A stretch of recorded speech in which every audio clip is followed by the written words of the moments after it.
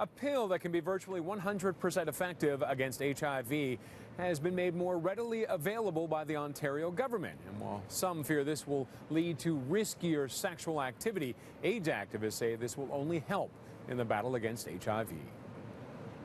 We're really excited that this amazingly effective prevention strategy is now available to a lot more people. Ryan Lisk is the Director of Community Health Programs at the AIDS Committee of Toronto ACT.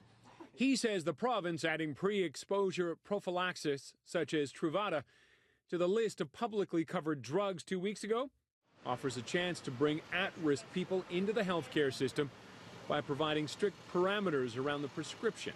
It, requires the person to go to see their doctor every 3 months, to get STI or sexually transmitted infection testing done every 3 months, and, engages them in care and regular conversations with their doctor. That's a huge win in and of itself.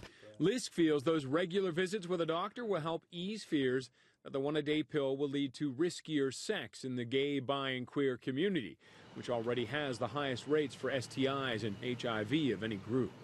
We're optimistic that it will be ongoing decreases in rates of HIV in Toronto, hopefully increased uptake among young gay, bi, and queer men. Gay, bi, and queer men still account for 3/4 of all new HIV cases in Toronto. There will likely be about 450 people testing positive this year, more than one a day. Now, before the announcement, PrEP cost about $1,000 a month. Lisk says it will now cost users as little as $50 a month. And while some may have a concern about paying for such a medication, Lisk says doing nothing is far more costly. We know that treatment of HIV is, over $1 million per person over the course of their lifespan. This prevention strategy saves the health care system, millions of dollars if we can do better prevention work.